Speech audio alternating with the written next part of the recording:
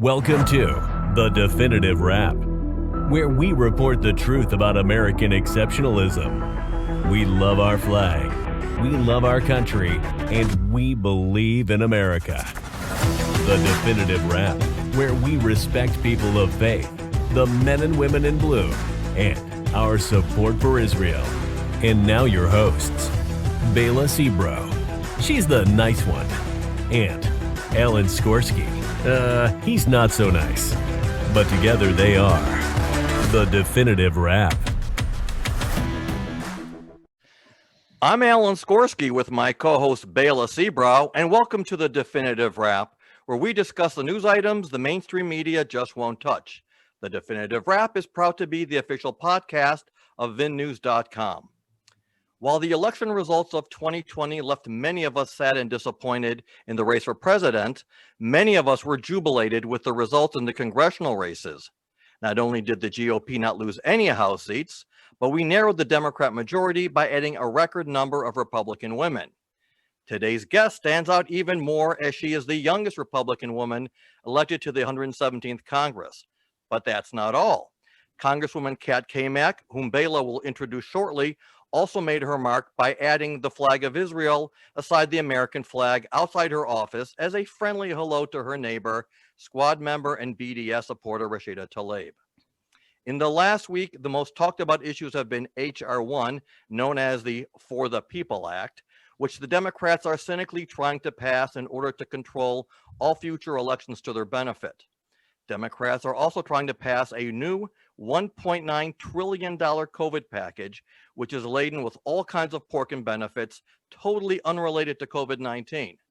We know that Congresswoman Cammack is a warrior against the Democrats' progressive agenda, and we have no doubt that Congresswoman Cammack will become a rising star in the GOP. Bela? Thank you, Alan. We are certainly very lucky to have with us Congresswoman Cammack, who has been on the forefront of public service fighting for vital causes. And there's so much to cover in so little time. So I would like to start off with what I know is one of your priorities this Congress, with an issue affecting how every year millions of men, women, and children are trafficked worldwide, including right here in the United States. For a listening audience to grasp, human trafficking can happen in any community, and victims can be any race, age, gender, or nationality. Traffickers might use violence, manipulation, or false promises of well-paying jobs, or even romantic relationships to lure victims into trafficking situations. How do these traffickers get away with it? Well, could be language barriers, fear of their traffickers, and even fear of law enforcement frequently keep victims from seeking help, making it not only a hidden crime, but this has generated many myths and misconceptions about victims. Congresswoman Cammack, welcome to the Definitive Wrap. Congresswoman proudly serves Florida's 3rd Congressional District as the youngest Republican woman in the 117th Congress. The Congresswoman is a 3rd-generation sandblaster who grew up on a cattle ranch and understands the hard work and determination it takes to run a small business, navigating labor challenges, interpreting regulation, and more. A proud alumnus of the Naval War College, the Congresswoman knows the issues and constituents of Florida's 3rd intimately, having served as the longtime former Deputy Chief of Staff for the district prior to her election in 2020. Congresswoman Cammack is a proud wife to her husband, Matt, a Gainesville native who serves with the Gainesville Fire Department as a firefighter and paramedic and SWAT Medic. Congresswoman, you hosted a roundtable which included regional local officials, a member of a specialty task force, and representatives of the Department of Homeland Security regarding human trafficking. You were in your first term representing North Central Florida, and you spoke about how near and dear this issue is to you. And you noted how the stigmas and stereotypes associated with human trafficking was upsetting to you. And in fact, you worked for 8 years overseeing a task force on human trafficking. I read how you remembered a sheriff asking you, quote unquote, well, gee, why do we have to focus on that? Doesn't happen here. My question, Congresswoman, is, are things improving where this crime is concerned? And how are the rights and dignity of victims being addressed? Well, first, thank you guys so much for having me on the show. This is awesome to meet you and see you in person. It's an issue, as you said, that is near and dear to my heart, and something that we all as Americans should be concerned about. This isn't a Republican issue or a Democrat issue. This is beyond even an American issue.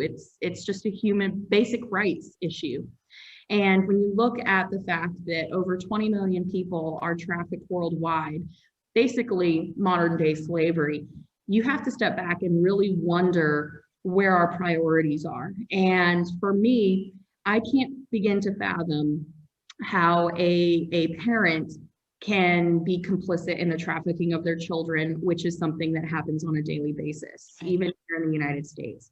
I can't begin to fathom what kind of broken human being actually enslaves another for profit and for gain, and basically breaks them down into a commodity to be used and traded.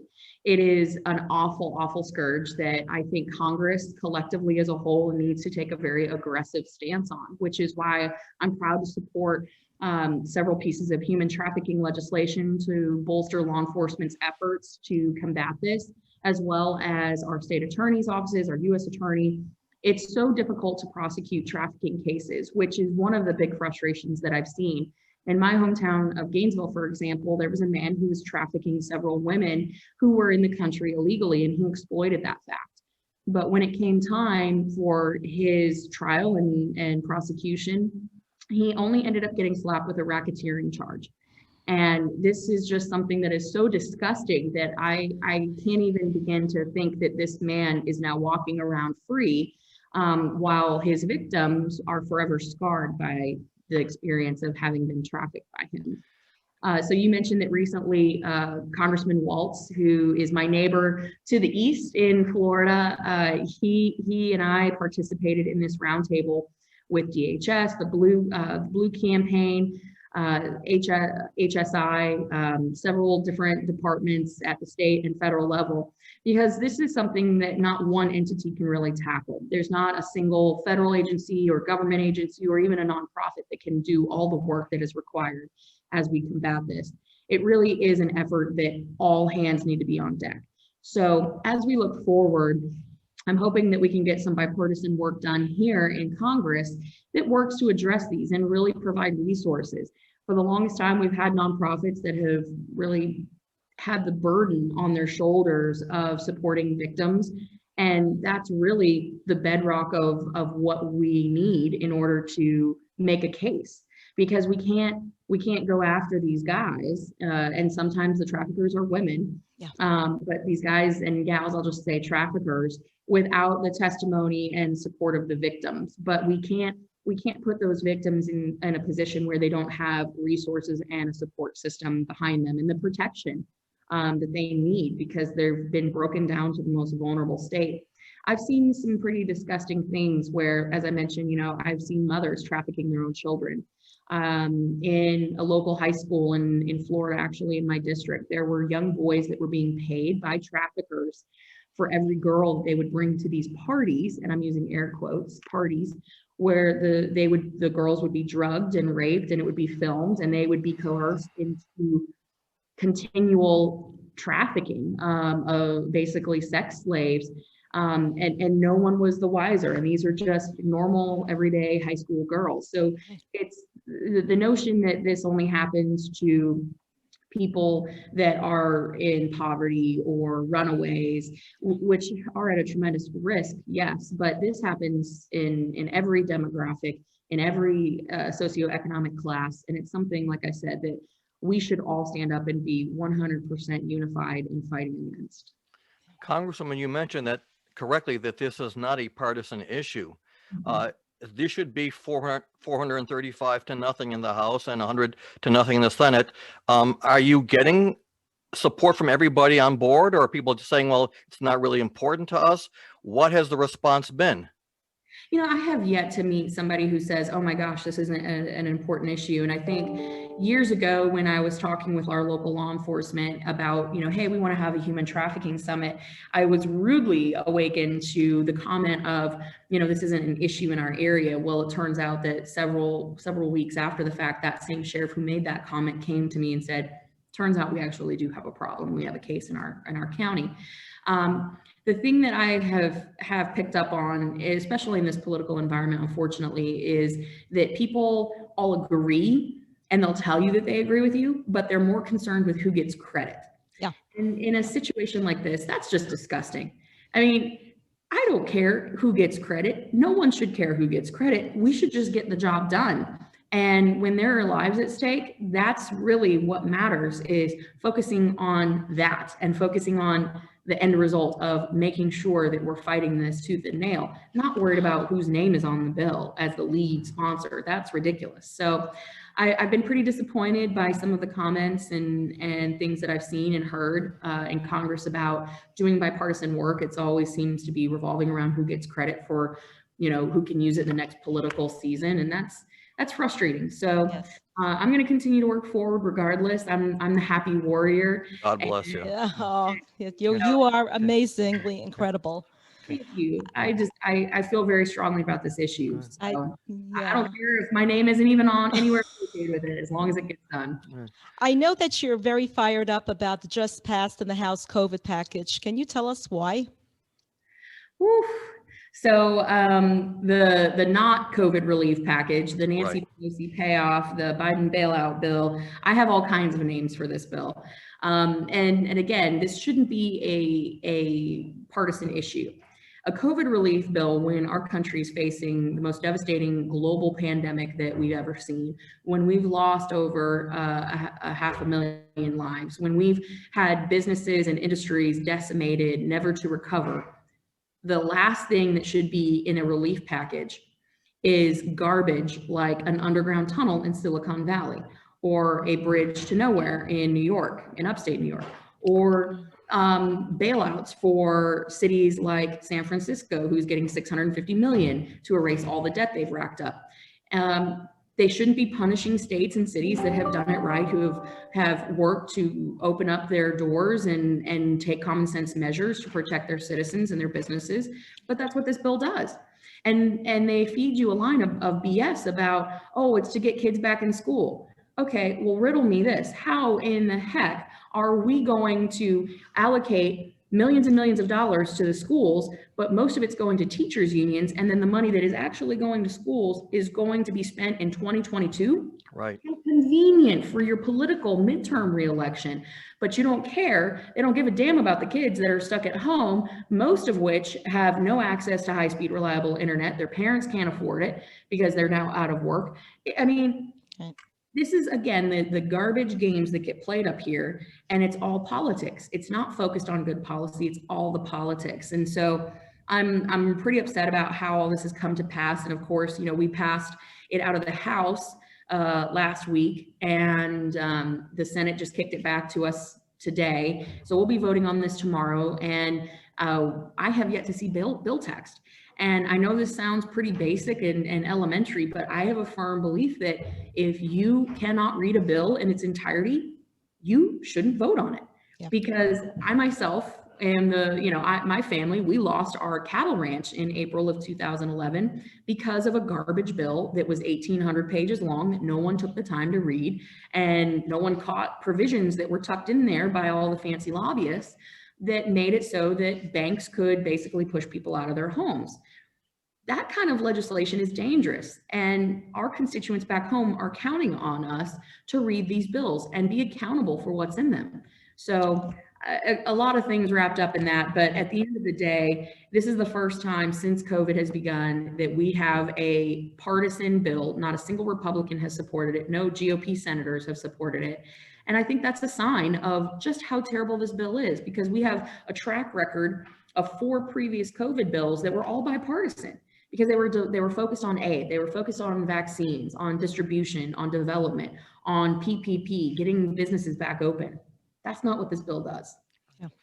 Congresswoman, last week I turned my TV on, Fox News, and there you are.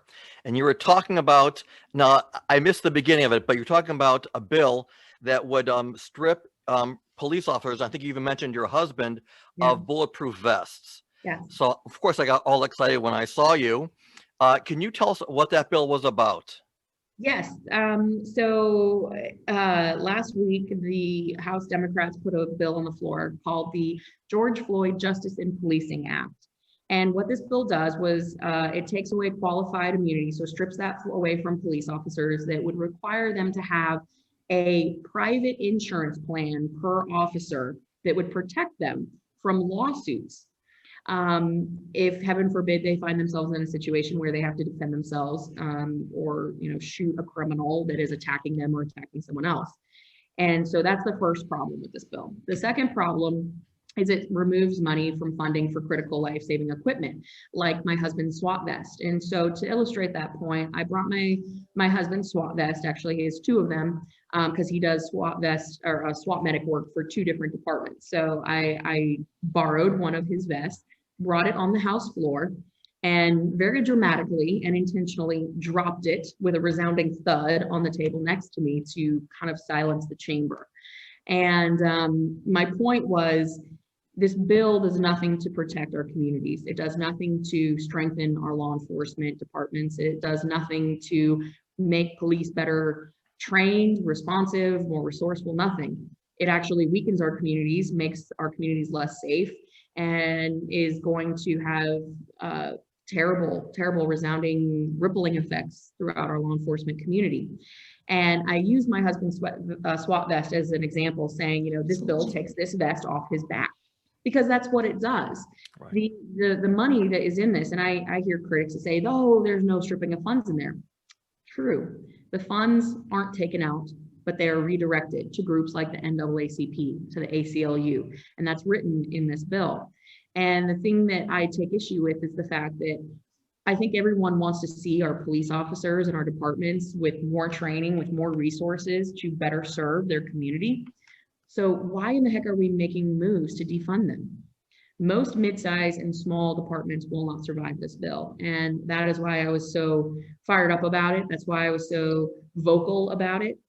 And I think it's just something that is really leading up to an ultimate agenda of what the left is trying to do in making people incredibly dependent on big federal government. And we talked about last week how they fundamentally changed elections. They defunded the police. This week, we're voting on a massive stimulus package, and they're voting on guns and gun grabbing bills. This is a major infringement on our constitutional rights. And I think every American, again, regardless of where you find yourself on the political spectrum, you should be concerned about this. Right. Thank you so much. Congresswoman, we know that your time is precious, and we promised to only take 20 minutes of your time. So thank you for agreeing to be our guest today on the Definitive Wrap, Alan, and I thank our listening audience for tuning in. And we thank VinNews.com for being their official podcast. Thank you again so much. You do incredible work, and you're just an inspiration to the world, not just the United States. Oh, thank you. Thank you. Well, I'll try to live up to that. So good. You guys do. Good. Thank you. Bye. All right.